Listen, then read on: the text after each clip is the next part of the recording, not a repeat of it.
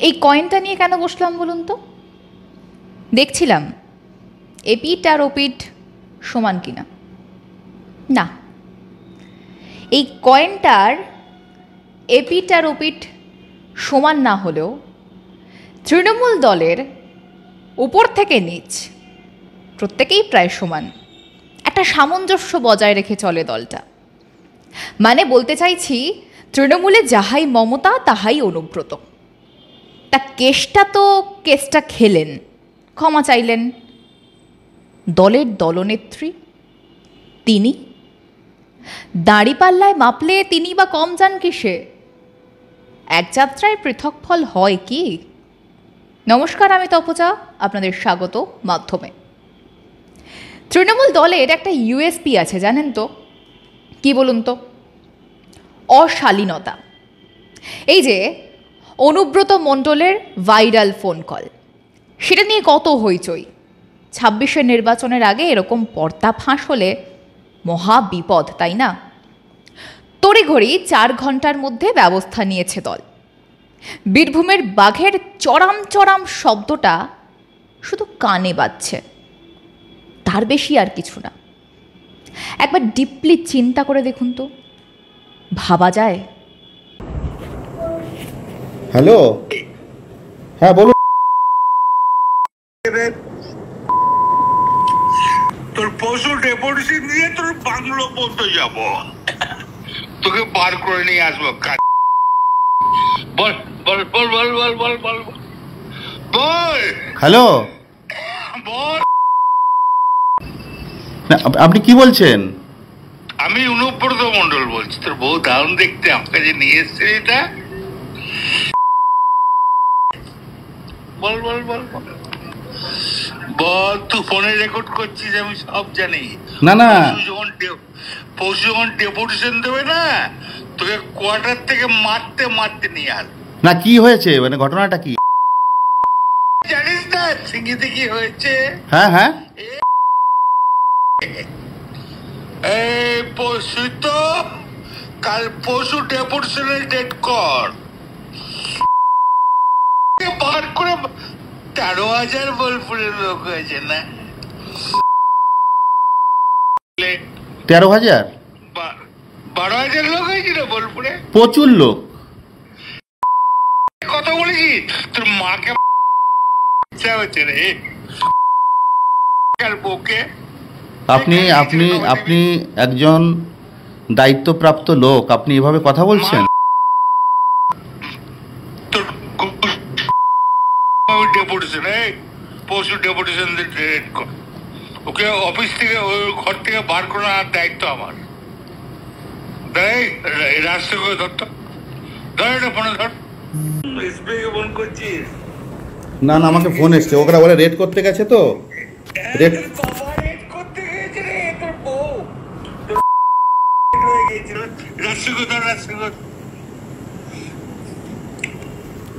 হ্যাঁ হ্যালো, রাজীব কুমার। আমি অনুব্রত মণ্ডল বলছি। সরাবে না নাকি? হ্যাঁ,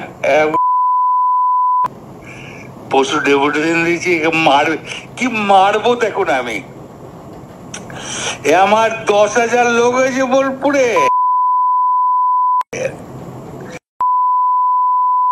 10,000 12,000 লোক হয়েছে। এক কাজলের গুখায়। দেখুন, অনুব্রত মণ্ডল এবং লিটন হালদারের মধ্যে কি কথাবার্তা হয়েছে, তারপর দল কি সিদ্ধান্ত নিয়েছে এবং এখনো পর্যন্ত কি পরিস্থিতি, সেটা আপনাদের সকলের কাছে জানা।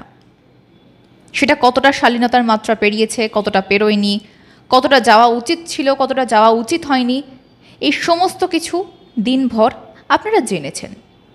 সুতরাং পুরনো কথা বলে এখন আর কোনো লাভ নেই। কিন্তু মমতা বন্দ্যোপাধ্যায় সাংবাদিক সম্মেলন থেকে যে ভাষায় দেশের প্রধানমন্ত্রীকে অপমান করলেন, তারপর তার ফলাফল, তার জন্য কোনো স্টেপ, ক্ষমা চাওয়া ইত্যাদি। দিদি যেমন কানটি ধরে তার আদরের কেশটাকে শাসন করলেন, দিদির বেলায় সেই রকম সদ্ভাব কে দেখাবেন? প্রধানমন্ত্রী নরেন্দ্র মোদী এসেছিলেন পশ্চিমবঙ্গে, সভা করেছেন উত্তরবঙ্গে, দলীয় কর্মসূচি। সেই দলীয় কর্মসূচির মঞ্চ থেকে প্রধানমন্ত্রী নরেন্দ্র মোদী যে রাজনৈতিক ভাষণ দেন, সেখানে উঠে আসে বর্তমান রাজ্য সরকারের বেশ কিছু খুঁত। তারপরেই মেজাজ হারিয়ে যে ভাষায় প্রধানমন্ত্রী নরেন্দ্র মোদীকে উদ্দেশ্য করে কথা বলেন মমতা বন্দ্যোপাধ্যায়, তাকে শুধু অশালীনী বলা যায় এমনটা নয়, সেটা অসংসদীয়। শুনুন আরেকবার কি বলেছেন সাংবাদিক সম্মেলনে রাজ্যের মুখ্যমন্ত্রী Mamata Bandyopadhyay. Please remember, every women they have a respect. They take sindoor from their husband. But PM Modi is saying just like, you are not the husband of everybody. Why you are not giving sindoor to your missus first? I challenge them. If they have the guards, you go election for tomorrow. We are ready and Bengal is ready to accept your challenge. নামটা ওনারা দিয়েছেন, সব নামই এখন central গভর্নমেন্টের, তারাই ঠিক করে। অপারেশন সিন্দুর নামটা দিয়েছিলেন পলিটিক্যালি এটাকে ক্যাচ করবার জন্য। তাও আমি এটা নিয়ে কোনো মন্তব্যে এখনই যাব না।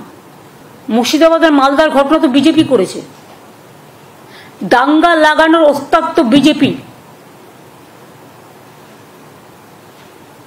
এবং তার ডকুমেন্টেশন চাইলে উইথ এভিডেন্স আপনাদের কাছে আমি দিয়ে দেবো। একসময় নিজেকে চালা বলে দাবি করে ঘুরে বেড়াতেন, দ্বিতীয়বার বললেন পাহারাদার, এখন আবার বলছেন সিঁদুর বেচবেন। এটা কিন্তু তিনি দলের অফিসে বসে নয়, মুখ্যমন্ত্রী এই কথাগুলো বলছেন নবান্নে বসে, সচিবালয়ে বসে।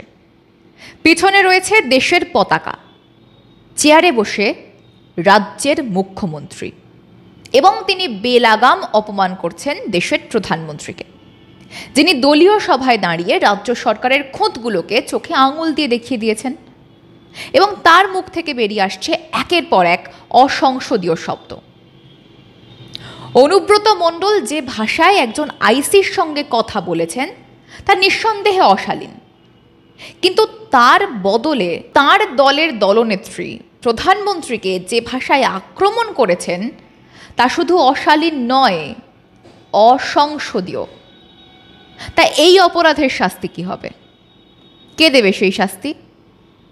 যদিও কেষ্টা মণ্ডলের দলের দলনেত্রী মমতা বন্দ্যোপাধ্যায় এর আগেও বহুবার পুলিশের সঙ্গে নানানভাবে নানান কুরুচিকর ব্যবহার করেছেন, অপদস্থ করেছেন তাদেরকে, সরকারি দপ্তরের উচ্চপদস্থ কর্তাদের সঙ্গে তিনি মিটিংয়ে কিভাবে কীরকম বাচনভঙ্গিতে কথা বলে থাকেন সেটা সকলের জানা। কিন্তু তার মানে তো অন্যায়টা ন্যায় হয়ে যায় না, ভুল ভুলই। কে শাস্তি দেবে সেই অপরাধের? বাংলার সাধারণ মানুষ? 26-এর নির্বাচন তো আসছে, বাংলার মানুষ কি নড়ে চড়ে বসবে? অবশ্য 15 বছর ধরে দুর্নীতিগ্রস্ত সরকারকে দেখে বাংলা থেকে বোধহয় রাজা তোর কাপড় কোথায় বলা মানুষ হারিয়ে যাচ্ছে। এটাই দুঃখের। আজ এই পর্যন্তই। দেখা হচ্ছে নতুন বিষয়ে, নতুন আলোচনায়। সঙ্গে থাকুন, দেখতে থাকুন মাধ্যম।